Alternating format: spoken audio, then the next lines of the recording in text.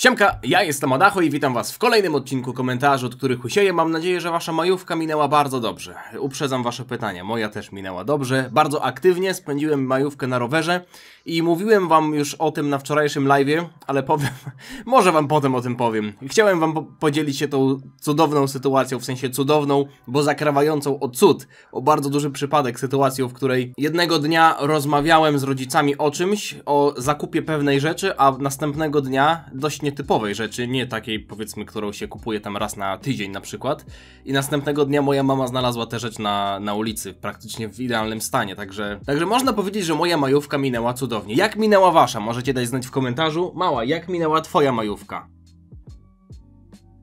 Mała nie wie, co to jest majówka. Tak czy siak, dzisiejszy temat odcinka i wszystkie pozostałe tematy możecie znaleźć sobie w rozdziałach, także jak jesteście zainteresowani jedną tematyką, to sobie przewincie film, a ja zaczynam od pierwszego pytania autorstwa użytkownika ZZ. Pytanie nie do koku, bo wiadomo, że się tam nie pojawi. Nie rozumiem, o co chodzi, ale pojawiło się w kokle, bo spodobało mi się pytanie. Czemu Piccolo nie zasymilował Dendiego? Wiem, że on był słaby, ale sam mnożnik fuzji powinien zadziałać i sprawić, że Piccolo prawdopodobnie byłby koksem zdolnym zabić Freezę. Rozumiem, że chodzi ci o sytuację na Namek, w której Nail został zasymilowany przez Piccolo i pytasz, dlaczego jeszcze Piccolo nie zasymilował Dendiego. Ja myślę, że to stało się z kilku powodów. Mianowicie pierwszym byłoby to, że Nail był wojownikiem, więc bardzo wzmocnił Piccolo, a Dendy był małym dzieckiem z klanu Smoka, które nie było wojownikiem. I okej, może Piccolo by został trochę wzmocniony, ale nie sądzę, żeby został wzmocniony na tyle, żeby pokonać w tamtych czasach Freezę. To jest jedna sprawa. Druga jest taka, że tak naprawdę Piccolo jako Piccolo nie wiedział, jak przeprowadzić asymilację. Tak naprawdę to Nail wyszedł z tym pomysłem, to Nail przeprowadził tę asymilację. Piccolo tylko położył rękę na Nailu, a w zasadzie to Nail wykonał całą robotę, dając się wchłonąć Piccolo, więc jeśli Piccolo miałby powtórzyć ten proces na Dendym, no to musiałby się nauczyć tego robić, prawda? Musiałby wiedzieć, jak to robić. A na przykładzie Android Sagi, czyli tej fuzji Kamiego i Piccolo, mieliśmy podobną sytuację. Nie taką samą, bo Piccolo już wiedział, że jest coś takiego jak asymilacja, no bo przecież sam przez to przechodził, ale w gruncie rzeczy to Kami przeprowadził tę asymilację. Piccolo znowu tylko położył rękę na klatce piersiowej Kamiego, a to Kami się wchłonął. Odnośnie tego punktu pierwszego można byłoby odbić piłeczkę. Skoro Piccolo się bardzo wzmocnił pochłaniając słabego Kamiego, to dlaczego nie mógłby się bardzo wzmocnić pochłaniając słabego Dendiego? No w przypadku Kamiego umówmy się, że to była inna sytuacja, bo Kami i Piccolo tak naprawdę kiedyś byli jednością, więc tutaj leży pies pogrzebany. Dendy jako zupełnie niepowiązana z Piccolo postać, która była bardzo młoda, która była bardzo słaba, prawdopodobnie dałamby mu dodatkowe umiejętności pod kątem jakiejś wiedzy, albo tego, co Dendy potrafił robić jako utalentowany przedstawiciel klanu Smoka, ale nie sądzę, żeby było tak, że jeśli Piccolo zasymilowałby Dendiego jeszcze w sadze Namek, to miałby jakoś się szczególnie wzmocnić, żeby pokonać Freezę. Skoro pochłonął Naila, praktycznie najpotężniejszego ówczesnego wojownika na Namek, i Piccolo nie był w stanie walczyć nawet z trzecią formą Freezy. Dobrze mówię, z trzecią, prawda? Bo z drugą dawał radę, z trzecią już chyba mniej dawał radę, no a z czwartą to już nikt nie dawał rady praktycznie. No a jeśli chodzi ci o to, dlaczego w obecnych czasach nie zasymilował Dendiego, no to chyba nie o to chodzi, bo to tak w sumie nie ma sensu, prawda? Dlaczego miałby w obecnych czasach asymilować Dendiego? Skupiony kot, pozdrowienia dla Michała. Adacho, ja też pozdrawiam Michała.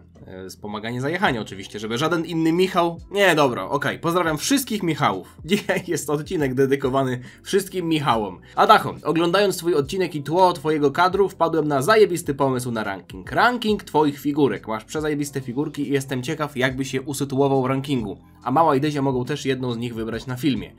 Powiem wam tak, ten pomysł już się kilka razy pojawiał, ale nie jestem jego fanem z jednego prostego powodu. Te figurki, praktycznie wszystkie, które są za moimi plecami, to są prezenty od was, od widzów. I nie chciałbym ustawiać ich w rankingu w taki sposób, że jedna miałaby być lepsza od drugiej. Pewnie większość osób by stwierdziła, że chociażby, nie wiem, figurka Gohana Beasta albo Granoli jest fajniejsza niż na przykład ten mały Gohan. A z drugiej strony ktoś powie, a dlaczego ten mały Gohan miałby być słabszy niż Gohan Beast? Skoro tutaj tak naprawdę na mniejszej powierzchni jest zrobiona większa ilość detali i jest to wybór mniej oczywisty, bo jest to Gohan z tego treningu, kiedy trenował z Piccolo, miał jeszcze miecz, no wiecie o co chodzi. Dyskutować oczywiście można by było, na tym polegają rankingi, ale nie chciałbym układać w rankingu rzeczy, które dostałem od was, bo każdy prezent jest dla mnie tak samo ważny. Ale myślę, że to jest dobry pomysł pod tym kątem, żeby pokazać te figurki. I od razu wam powiem, to też jest pomysł, który się pojawiał wielokrotnie, czyli żebym zrobił aktualizację tego filmu odnośnie mojej kolekcji z Dragon Balla. Chyba w 2020 roku zrobiłem taki film,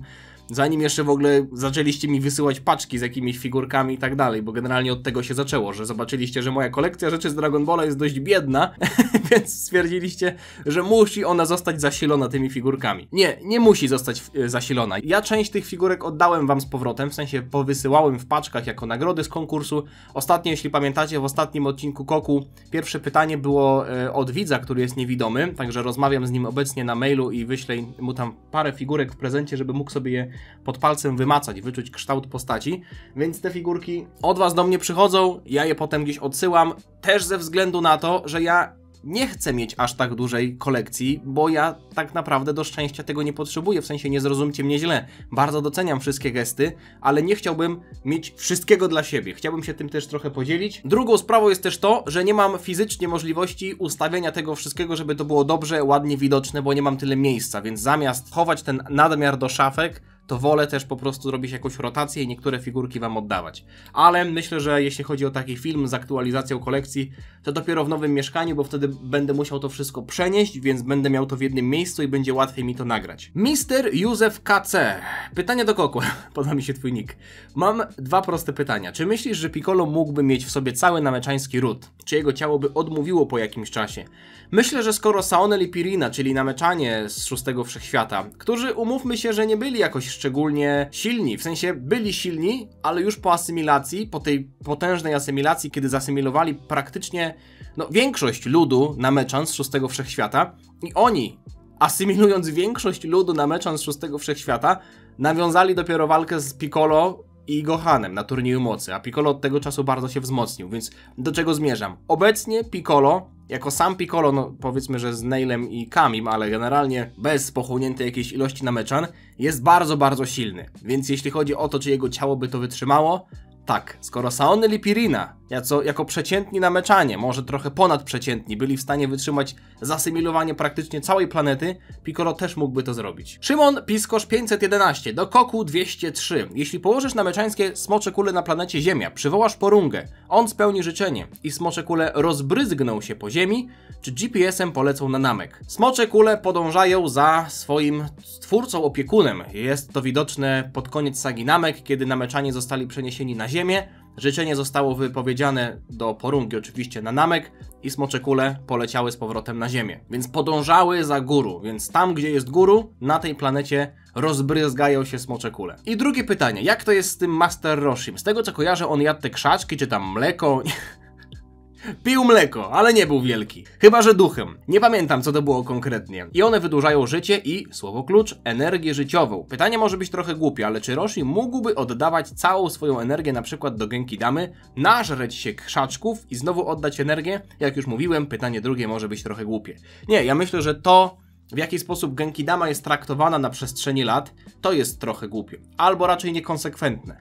Nie wiem, czy to jest coś, co faktycznie padło, ale możecie mnie poprawić, bo ja nie mówię, że tak było, ale ja żyłem przez długie lata w przeświadczeniu, mam wrażenie, że wyniosłem coś takiego z tej pierwszej serii, może to była kwestia tego francuskiego dubbingu i polskiego lektora i złego tłumaczenia, ale jestem na 75% pewien, że kiedyś padły takie słowa, i tutaj już nie podaję przykładu, bo mówię, nie jestem tego pewien, że nie jest ważne to, jak silna jest osoba, jak silna jest jednostka, która daje energię do Genkidamy, tylko ile jest tych jednostek. Czyli tak naprawdę 10 ludzi da więcej energii do Genkidamy niż jeden Super Saiyanin. Wiecie, o co chodzi? Ilość się liczy, a nie, powiedzmy, siła. Więc w tym przypadku Roshi jako jedna osoba nie miałby znaczenia, czy jest gościem, który ma żyć jeszcze 1000 lat, czy nażer się krzaczków, czy wypije mleko, czy nie wiem co tam jeszcze, zje bakłażana, czy zje brokuły. Z drugiej strony mieliśmy sytuację podczas Majin Buu sagi, kiedy Vegeta na końcu Majin Buu sagi w walce z Kid Buu zaproponował Genkidamę, ale Goku powiedział, że ona będzie za słaba. Na co Vegeta odparł, że zawsze pobierałeś troszeczkę energii, więc teraz pobierz więcej, że ludzie będą mdleć, bo pobierzesz im tak dużo energii,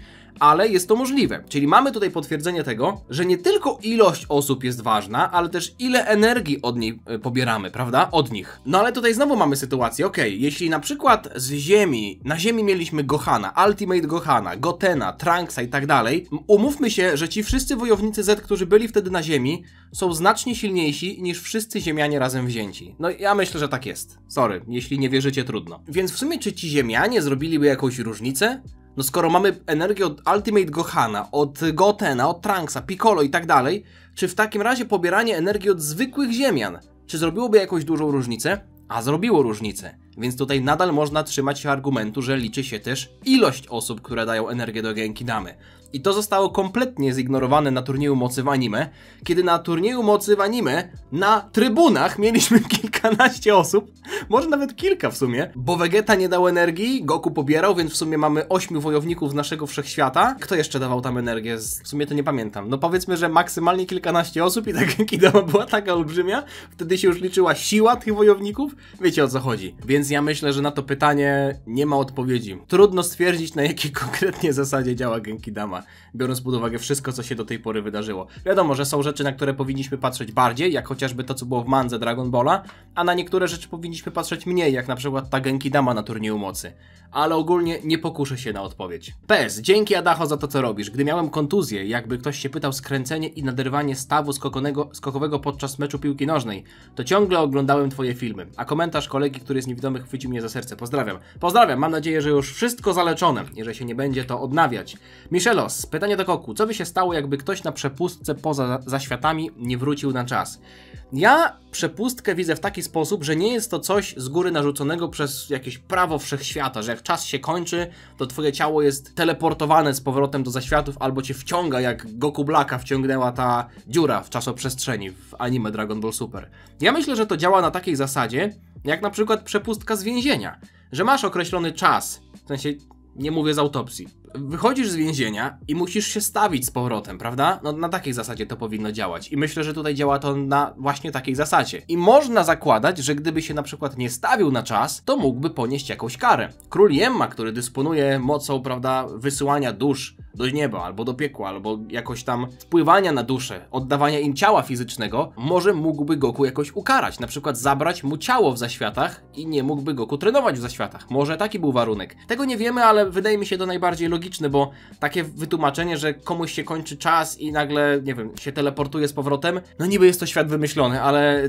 to pierwsze jest raczej bardziej przystępne, przynajmniej dla mnie. Zwłaszcza biorąc pod uwagę takie sytuacje i być może nie powinienem tego tutaj brać pod uwagę, bo to było w filmie kinowym, który no ogólnie nie jest uważany za kanon, ale mieliśmy sytuacje, w których ktoś z aureolą, czyli ktoś teoretycznie nie mający wstępu do świata żywych, był w świecie żywych. Chociażby Goku, który uratował Gohana przed Bojackiem, użył błyskawicznej transmisji i będąc martwy z zaświatów przeniósł się do świata żywych. Bez żadnej przepustki, bez żadnego pozwolenia. Po prostu się przeteleportował. Wiemy, że potrafi się teleportować między światem naszym, Ziemią, a planetą Króla Kaio, która jest w tych zaświatach, prawda? Więc dlaczego nie mógłby zrobić tego w drugą stronę? Jak widać tutaj takich zasad, że jeżeli jest jakaś blokada energetyczna, która nie pozwala się przenosić, jeśli się nie ma przepustki, raczej nie istnieje, więc tutaj mamy, myślę, że te 24 godziny są takie umowne. Latir XDD, siemka Adach, ostatnio się zastanawiałem. Cell byłby w stanie opanować złotą formę Frizy, a nawet tę czarną, co widzieliśmy w mandze, skoro on posiada jego komórki. Ciekawy by był wątek, że Cell w zaświatach zdobył nową formę przez komórki Frizy. Ja myślę, że byłby w stanie posiąść taką formę ze względu na to, że widzieliśmy, że posiadł coś w stylu Super Saiyana, a potem nawet Super Saiyana 2. Więc jeśli miał też komórki Frizy, no to naturalnym jest myśleć, że poprzez jakiś trening mógłby osiągnąć taką formę.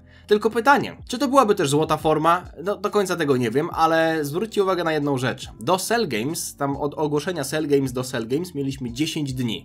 Frieza trenował ile tam do złotej formy? 4 miesiące? Już nie pamiętam konkretnie. Ale 10 dni w przypadku komórek Saiyan i w przypadku tym bardziej komórek Frizy, który jest bardzo utalentowany i nigdy nie musiał trenować, myślę, że gdyby Cell trenował przez te 10 dni przed Cell Games, to nasi wojownicy mieliby znacznie większy problem. Sługa, aha, że sługa chaosu, okej, myślałem, że szuga, że cukier. Koku, jestem ciekawy twojej opinii, jak widzisz takie połączenie? Wziąć pomysł z GT o złych smokach i super smocze kule. Czyli generalnie mamy złą energię, która się kumuluje w smoczych kulach, tylko że nie w zwykłych, tylko super smoczych kulach.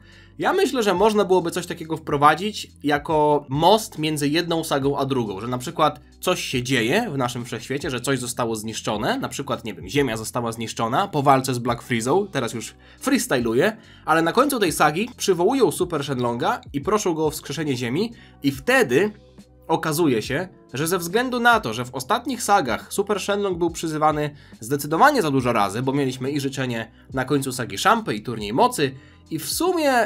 No nie, życzenie Zamasu było w innej linii czasowej. No i teraz mielibyśmy to życzenie, to wtedy mogłaby ta energia się skumulować i mogłyby powstać smoki. Tylko jest to dość śliski temat, bo teraz pytanie. Czy te smoki byłyby tak duże jak Super Shenlong, który jest wielkości galaktyk? No jak mielibyśmy z czymś takim walczyć? Powiedzmy, że problem wielkości przeciwnika jest rozwiązany i jednak Super Shenlong, ten zły, nie będzie taki duży. Będzie wielkości powiedzmy takiej, że można z nim normalnie, wygodnie walczyć. No dobra, ale jeśli teraz super smocze kule są tak naprawdę rozpierzchnięte w 6. i 7. wszechświecie, to te 7 powiedzmy smoków, no właśnie, bo byłoby ich 7 czy 1, no powiedzmy, że 7, miałyby być na różnych planetach w 6. i 7. wszechświecie, więc mielibyśmy, wydaje mi się, że pozytywny wątek między wszechświatami, między planetami, mielibyśmy różne nowe lokalizacje, ale to już będzie w Dragon Ball Daima tak naprawdę. No i teraz, żeby to nie była powtórka z Dragon Balla GT, kiedy tak naprawdę GT można byłoby rozszyfrować jako Goku Time, też mielibyśmy prawdopodobnie innych wojowników, którzy walczą z tymi smokami jednocześnie, prawda? Mielibyśmy kilka walk jednocześnie, ale w sumie mieliśmy podobny już wątek w sadze Moro. No i tak naprawdę, jeśli mielibyśmy 7 takich smoków, to czy mielibyśmy 7 wystarczająco silnych ekip, żeby rozdysponować je na 7 różnych smoków? Mówię, jest tutaj dużo pytań, dużo problemów do rozwiązania, aczkolwiek nie mówię nie, ale taki pomysł myślę, że byłby dobrym właśnie mostkiem między jedną sagą, kiedy na końcu jest wypowiadane życzenie i potem się okazuje, że to życzenie rodzi nowy problem. Ozzy Wiertarowiec. Kupiłem wspierającego, chociaż oglądam Cię od niedawna. Bardzo dziękuję. Mam pytanko, jak Zamasu po zamianie ciał chyba opanował wszystkie techniki Goku i nawet stał się silniejszy, a gdy Ginyu zamienił się ciałem z Goku, to był o wiele słabszy i nie mógł w pełni wykorzystać mocy Goku. To nie było tak, że Goku Black na początku opanował ciało Goku w 100%, no bo przecież mieliśmy pokazane, jak się wzmacnia na przestrzeni czasu, no nie? Druga, znacznie ważniejsza sprawa to jest czas. Przez długi czas Goku Black był w tym ciele i przez długi czas miał możliwość używania tego ciała, przyzwyczajania się do tych technik, no a potem dopiero jak walczył z Saiyanami i powiedzmy te jego saiyańskie komórki dostawały dobry bodziec, żeby się przebudzać, no to wtedy ten rozwój dopiero następował, ale to nie było tak, że odblokował wszystko od razu. W przypadku Ginyu mieliśmy tak naprawdę kilkadziesiąt minut, Ginyu miał kilkadziesiąt minut praktycznie na opanowanie ciała Goku. To jest zdecydowanie za mało, więc czas tutaj zrobił różnicę. Xylo albo Xylo AMV. Przepraszam, jeśli źle czytam. Cześć Adaś, pytanie do Goku. Jak myślisz, gdzie trafiają osoby, to jest Vegito, Gogeta, Gotenks po skończeniu się czasu fuzji? Jest jakiś specjalny wymiar, do którego taka postać trafia, czy po prostu znika i pojawia się dopiero przy następnej fuzji? Pozdrawiam cieplutko. Myślę, że to drugie. Pojawia się dopiero przy następnej fuzji. Nie wydaje mi się, że to byłaby postać, która miałaby jakieś prawo do istnienia, kiedy składowe nie są scalone, no bo to nie jest tak, że jak Gogeta się raz narodził, a potem Goku i Vegeta się rozcalają, to dusza Gogety gdzieś sobie idzie. Myślę, że on przestaje istnieć. Jest w tym samym miejscu, w którym człowiek jest przed narodzinami. Nie ma poczucia czasu i niczego, więc po prostu przestaje istnieć. Tak bym to widział. Ciężkie granie. Siemka Adacho. Pamiętasz, jak w Super Dragon Ball Heroes pojawił się Saiyan 3 Turles? Nie mylić z Super Saiyanem 3. To w Dragon Ballu Z w odcinku 195 Goku odpalił nie Super Saiyanina 1, tylko Saiyanina 1. Jestem ciekaw, czym jest ta forma. Dobrego dnia, dziękuję bardzo za to pytanie, które jest pytaniem tytułowym dzisiejszego odcinka i powiem wam tak, żebyście wiedzieli, o co tutaj chodzi. Widzicie teraz fragment tego odcinka, w którym Goku nie tyle co transformuje się w SSJ, praktycznie wszystko tutaj zgadza się z tradycyjnym Super Saiyanem, ułożenie włosów, aura i tak dalej, oprócz koloru włosów, oprócz koloru brwi, oczu i tak dalej. Więc w gruncie rzeczy jest to bazowa forma, która jest takim stopniem tuż przed Super Saiyanem. Można byłoby to nazwać omenem Super Saiyanina. I teraz pokażę wam, że jest to forma, która nie tylko pojawiła się w tym filerze, ale można byłoby nawet stwierdzić, że pojawiała się wielokrotnie w kanonicznym Dragon Ballu. W sensie mówię tutaj o odcinku, który jest powszechnie uznawany za filler, więc mówię raczej o takich odcinkach, które są powszechnie uznawane za kanon. Jak widzicie, Goku tutaj ma podniesioną fryzurę, ma żółtą, złotą aurę i nawet jeśli byłyby osoby, które powiedziałyby, okej, włosy mu się po prostu podniosły ze względu na to, że ma aurę, która jest, wiecie, wiatrem na przykład. Ale dalej widzimy, że Goku ma tę aurę już wyłączoną i te włosy dalej się utrzymują w takiej pozycji. Widać to dalej w tym odcinku. Zanim przejdę do tej odpowiedzi, która mi się podoba, czyli takiej, która zagłębia się w uniwersum, dam wam odpowiedź, jak to wyglądało w naszym świecie. Zburzę trochę czwartą ścianę. W zapowiedzi tego odcinka, czyli powiedzmy na końcu 194 odcinka, było pokazane, co będzie się działo w odcinku 195, czyli tym, o którym teraz mówimy. I tam Goku był przedstawiony w Super Saiyanie. Potem zostało zdecydowane, że zostanie on przedstawiony w bazowej formie, ale już nie zmieniali kreski, tylko po prostu przekolorowali Goku.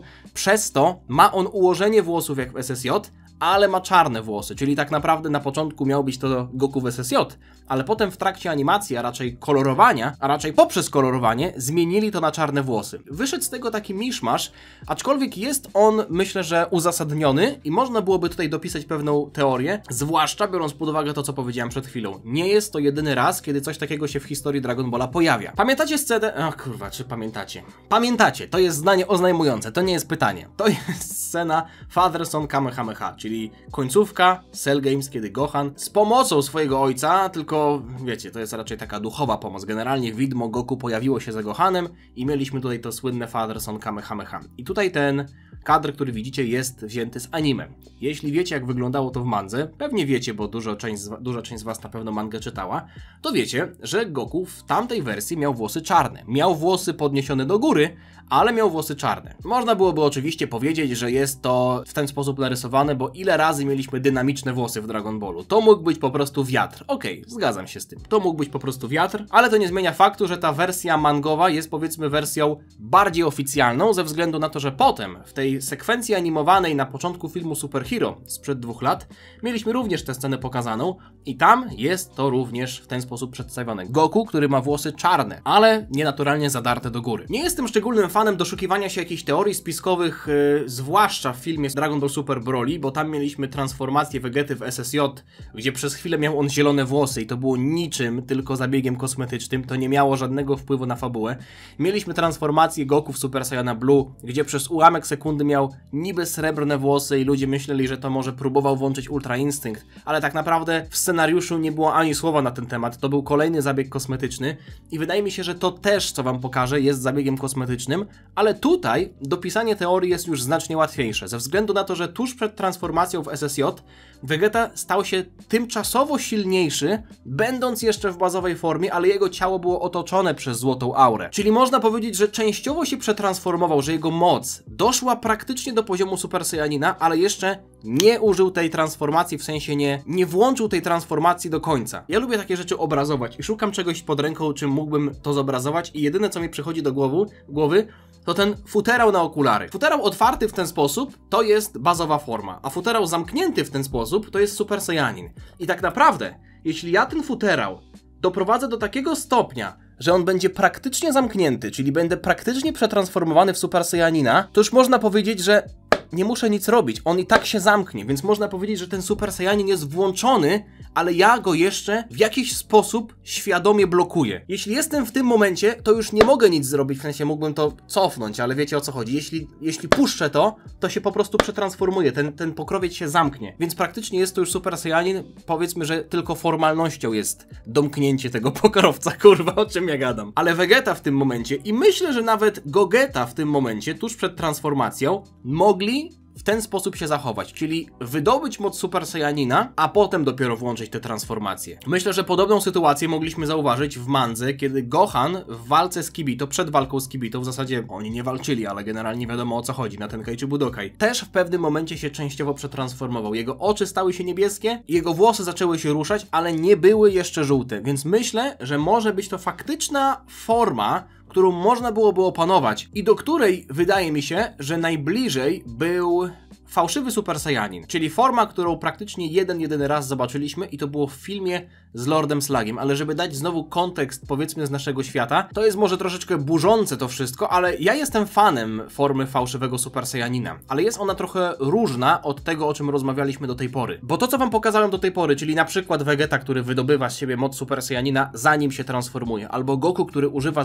mocy Super Saiyanina bez transformacji. Mieliśmy przecież formę Saiyan Beyond God, czyli Goku, który używał boskiej mocy, będąc w bazowej formie. Tylko że tam tak naprawdę tego nie było jakoś szczególnie wizualnie widać. On po prostu sobie był i musieliśmy się domyśleć, że tam korzysta z boskiej mocy. W przypadku fałszywego Super Saiyanina wytłumaczenie jest takie. To był film, który miał premierę 9 marca 1991 roku. 10 dni później, czyli 19 marca, premierę miał rozdział mangi Dragon Ball, w którym Goku po raz pierwszy przetransformował się w SSJ. Czyli film z Lordem Slugiem i ten fałszywy Super Saiyanin, to można powiedzieć była zapowiedź. To trochę był spoiler, to trochę było podbudowanie emocji przed tym nadchodzącym rozdziałem, w którym Goku po raz pierwszy się przetransformuje. Dlatego ta forma tak wyglądała, że Goku był niby w bazowej formie, ale jednak się bardzo wzmocnił i jednak miał jakąś tam złotą aurę i generalnie, gdyby nie to, że Goku miał nadal czarne włosy, tam oczywiście troszeczkę oświetlone na czerwono, ale to też jest kwestia kolorystyczna, jakieś tam powiedzmy odbijania się światła, to nadal był to Super Saiyanin. Dlaczego jest różnica między tym fałszywym, czy tam pseudo Super Saiyanem, jak tam wolicie na to mówić, a tym, co widzieliśmy do tej pory, czyli tym Super Saiyaninem bez transformacji? Nie wiem, czy jest jakaś nazwa w ogóle na to. Różnica jest taka, że w przypadku fałszywego Super Saiyanina to było użyte przez gościa, który jeszcze się nie potrafił transformować w SSJ. I on był o krok od tego, żeby wejść na ten poziom, żeby być już na tym poziomie, który jest potrzebny do transformacji do SSJ. I był już praktycznie krok przed tym, żeby się pierwszy raz przetransformować. W przypadku tej drugiej transformacji, o której tutaj mówimy, a w zasadzie tej formy, nie nazwałbym tego transformacją, bo to w zasadzie jest brak transformacji, tylko utylizowanie tej mocy Super Saiyana. To jest kwestia doskonałej kontroli ki. To jest kwestia tego, że tego Super Saiyana mamy już na tyle opanowanego, że jesteśmy w stanie ten pokrowiec przytrzymać w tym momencie, jeśli wiecie, o czym mówię. Że jesteśmy w stanie świadomie używać tej mocy, będąc o krok od transformacji, ale jednak się nie transformować. Tak bym to wytłumaczył. I jestem tego fanem ze względu na to, że to jest coś, co mogłoby być fajnym rozwiązaniem. Jeśli na przykład wojownik nie chce się transformować w SSJ, bo ta transformacja zużywa za dużo staminy. Oczywiście raczej dzisiaj takich problemów nie mamy, bo wszyscy mają SSJ w jednym małym palcu. Więc nie chce się w pełni transformować, bo nie panuje nad tą transformacją, ale chce używać tej mocy, może nie w pełni, no bo to byłoby, prawda, trochę głupie, no nie? Po co się w ogóle transformować, skoro możemy mieć tę moc w bazowej formie? Nie, myślę, że chodzi o to, że można byłoby zrobić tak, że w tym stanie, czyli z czarnymi, nastroszonymi włosami, w skrócie mówiąc, mamy na przykład 80 albo 70% mocy Super Saiyanina, albo nawet 50, nie wiem, jak tam wolicie. Ale przez to, że jesteśmy dalej w bazowej formie, to jest to coś, nad czym panujemy. Broly mógłby z czegoś takiego korzystać, ale już Broly w sumie był przetransformowany, więc takiego rozwiązania raczej nie będzie. Co o tym sądzicie? Idziemy dalej. Bane Joker albo Bane Joker. Chyba Bane Joker. Witaj Adacho, mam pytanie odnośnie Sandland. Czy nie uważasz, że to może być to samo uniwersum co DB? Wiele na to wskazuje, na przykład dinozaury w tym świecie, czy po prostu obecność demonów. No, postać Lucyfera to 1:1 Dabura. Może po prostu to jakaś dalsza przyszłość lub inny punkt na osi czasów DB. Chciałbym poznać twoje zdanie. Pozdrawiam. Przykro mi, że zburzę twój światopogląd, ale nie. Dragon Ball i Sandland to nie są powiązane ze sobą światy. To nie jest jedno uniwersum. Tam jedynym tak naprawdę podobieństwem, na podstawie którego można byłoby stwierdzić, że to jest ten sam świat, to jest właśnie Lucyfer, który wygląda podobnie do Dabury. Ale to nie jest tak, że to są dwie jedyne podobne do siebie postacie z różnych dzieł Toriyamy, więc Lucyfer to nie jest Dabura. Lucyfer to nie jest Dabura z szóstego wszechświata. Ziemia w Sandland to nie jest Ziemia z szóstego wszechświata z uniwersum Szampy. To nie jest też inna linia czasowa. To jest zupełnie inny świat i myślę, że trochę nad tym ubolewam, bo byłoby ciekawie, gdyby się okazało, że na przykład jest to historia z szóstego wszechświata, bo Ziemia tam, prawda, została wyniszczona, więc można byłoby podpiąć tę historię, że przez to została wyniszczona, że tam ludzie walczyli o wodę i tak dalej. Ignifier, pytanie do Koku. Skoro mowa o Piccolo, wiemy, że Vegeta jest w stanie rozdzielić go za pomocą swojej techniki, ale czy Piccolo sam z siebie umiałby oddzielić Naila i Kamiego? Jeśli tak, to czy Piccolo zachowałby swoją siłę i swoje transformacje, lub czy też Nail miałby siłę Piccolo i transformację Orange? Vegeta byłby w stanie rozdzielić Piccolo za pomocą Force Spirit Fission, bo powiedział to w Sadzemoro, to jest jedna sprawa. Tak, ale czy Piccolo byłby w stanie to zrobić sam? Wątpię, żeby obecnie był w stanie to zrobić. Jeśli wrócimy do poprzedniego odcinka Koku, to tam była kwestia tego, że bezimienny Nameczanin ćwiczył bardzo mocno i przechodził duże ćwiczenia, żeby rozdzielić to zło od siebie. No tutaj nie mówimy o rozdzielaniu zła od dobra, tylko rozdzielaniu Nameczan, którzy wcześniej byli połączeni. Jeśli Vegeta jest w stanie to zrobić, to wiemy, że jest ogólnie to możliwe, ale nie sądzę, żeby Piccolo był w stanie to zrobić w obecnym stanie. Być może byłby się w stanie tego nauczyć, ale czy chciałby to robić? No nie, pewnie ze względu na to, że nie zachowałby swojej siły i nie sądzę, żeby Piccolo po rozdzieleniu się od Kamiego i Naila miał formę Orange. Nie wiem, czym jest forma Orange, bo do tej pory możemy tylko bazować na tych szczątkowych informacjach, ale ja myślę, że jeśli forma Orange będzie kiedyś tłumaczona, to będzie ona tłumaczona w taki sposób, że ma to związek z tym, że właśnie Nail i Kami są w ciele Piccolo. Jeśli on by się ich pozbył, myślę, że forma Orange by już była nie do włączenia. No i Nail raczej też nie miałby siły Piccolo i transformacji Orange. To myślę, że jest bardziej oczywiste. Kamil M. Pytanie do Koku. Co by się stało, gdyby Buu wchłonął Vegetę, który na 24 godziny był na przepustce z zaświatów? Czy po tym czasie wróciłby do zaświatów, czy permanentnie byłby częścią Buu? Nawiązując do tego, o czym mówiłem na początku odcinka, myślę, że nie byłoby jak go ściągnąć, bo to nie jest coś jak jakaś teleportacja, czy przymusowe ściągnięcie, tylko Ura Najbaba by powiedziała, kurwa, gdzie jest Vegeta? Aha, Buu go wciągnął, no to mamy klops, no to wygląda na to, że nie wróci do zaświatów. Więc myślę, że byłby permanentnie częścią Buu. Myślę, że to też nie działałoby w taki sposób, że mieliśmy Buu-Tanksa, czyli Buu z pochłoniętym Gotenksem, a potem jak w ciele Buu-Tanksa Gotenks się rozdzielił, w sensie czas fuzji się skończył, no to Buu stracił tę formę, był już inny, prawda? Był Buu-Kolo, bo wtedy Piccolo był w ciele najsilniejszy przez jakiś czas. Myślę, że to nie działałoby w taki sposób, że jak 24 godziny minął, to Vegeta nagle znika z ciała Buu i Buu traci tę transformację. Paweł Domino, jak myślisz, czy Frieza może mieć inne formy, co są silniejsze niż Golden, ale słabsze niż Black? Nie sądzę, żeby tak było, ale wyobraźcie sobie, gdyby na przykład miał trochę formy Golden, trochę formy Black i byłby w żółto-czarne pasy. Byłby jak taka pszczoła i mógłby wtedy powiedzieć, że jest nie Friezą, tylko na przykład Bizą. To było kurwa słabe, okej, przepraszam, idziemy dalej. Dark Ninja MS, siemka Adacho, pytanie do Koku. Pod koniec pierwszej serii Dragon Balla, także na początku Zetki, Gohan oraz Krillin, czy nawet Yamcha, pod swoim gi noszą niebieską koszulkę, która jest tak naprawdę obciążnikiem. W późniejszych sagach już tylko Goku wciąż ją nosi, a Krillin i Yamcha już nie. Czy to może oznaczać, że Goku cały czas ma na sobie to obciążenie i nie tylko zwykłą koszulkę? Ostatni raz, kiedy Goku nosił tę koszulkę podczas walki, z tego co pamiętam, bo wiadomo, że trenował też chociażby Whisa w obciążeniu, ale chodzi mi to o te tradycyjne jego ubrania, które są obciążone, to było podczas walki z Radicem. No i wtedy widzieliśmy, że to ściągnął. Namek już tego nie miał, potem w Cellsadze i potem w Buusadze też tego nie miał, więc te obciążenia, te ubrania jego tradycyjnie wyglądające, które są obciążeniami, to już tego nie ma, już tego nie nosi. Za to Piccolo to raz na jakiś czas nosił, prawda? Widzieliśmy, że w walce w Android Sadze, chociażby z Androidem 17 też ściągał ten turban. Mało tego, w Super Hero też ściągnął ten turban, aczkolwiek nie pamiętam, czy tam było powiedziane, że to też jest obciążnik. Można się tylko domyśleć. Jeśli już ktoś nosi obciążone ubrania, to jest to Piccolo. Happy Fitek, choć cieszyłbym się na widok Vegety SSJ, to mając na uwadze aktualną fabułę w mandze, myślę, że nie dojdzie do walki z postacią blokującą boską Ki, a co za tym idzie, nie widzę fabularnie uzasadnionej możliwości na pojawienie się Vegety SSJ 3. A czemu nie dojdzie do takiej walki? Bo gdyby do takiej doszło, to podłogę takim przeciwnikiem zamiótłby niekorzystający z boskiej Ki Gohan Beast. A jak wiadomo, mamy przepaść pomiędzy jego poziomem mocy, a poziomem mocy SSJ 3, czy ewentualnego potencjalnego Vegety SSJ 3. Ja myślę, że jest proste rozwiązanie. W walce, albo w okolicy, nie będzie Gohana Bestii. Tak naprawdę uważam, że to się nawet fajnie składa, ponieważ teraz Goku w ostatnich rozdziałach powiedział: super, Gohan jest taki silny, czyli mogę zostawiać Ziemię w spokoju i wiem, że jest ona chroniona. Więc to mogłoby sprawić, że Goku teraz chętniej będzie przebywał na innych planetach, niekoniecznie na planecie Birusa, ale może w końcu zobaczymy wątek planety Sadala w szóstym wszechświecie. I wtedy Vegeta i Goku polecą na tę planetę Sadala, gdzie wiemy, że są Saiyanie, którzy boskich form nie mają, no i wtedy mógłby się pojawić taki przeciwnik w szóstym wszechświecie. I wtedy byłoby niemożliwe skontaktowanie się z Gohanem, żeby ten nagle przetransformował się w bestię i przyleciał tutaj jak rycerz na białym koniu, więc myślę, że jest to możliwe, że Vegeta SSJ 3 się kiedyś pojawi, ale musiałoby to być w miejscu, w którym Gohana, na przykład Broliego, też nie będzie. Chociaż uważam, że gdyby już lecieli na Sadale, byłoby fajnie, żeby też wzięli Broliego, bo wtedy Broly by mógł poznać Kale, ale no, mamy jedno do wyboru, albo Broly poznaje Kale, albo Vegeta SSJ3, wybierzcie co wolicie. Michał Wojnarowski, witam Adacho, mam dwie kwestie do Kokła, a ja przeczytam jedną, haha, bo mogę. Podczas Busagi widzieliśmy, że Bu podczas wchłaniania każdej kolejnej silniejszej postaci zmieniał się praktycznie za każdym razem fizycznie i psychicznie. Zastanawia mnie jednak praktycznie jego pierwsza ofiara, Dabura. Nie jestem albo Lucyfer. Jak to woli. Nie jestem pewien, ale był on porównywany siłą do Gohana, a wydaje mi się, że pierworodny Son Goku był silniejszy od Piccolo, po wchłonięciu którego Bu jednak zmienił swój wygląd. Chodzi o to, dlaczego po wchłonięciu Dabury Bu się nie zmienił. Zwróć uwagę na to, że Bu się w ogóle nie zmieniał. Gruby Bu się w ogóle nie zmieniał po wchłanianiu innych postaci, ze względu na to, że Bu nie chciał ich absorbować w taki sposób. Bu ma możliwość absorpcji albo wchłaniania postaci na dwa sposoby.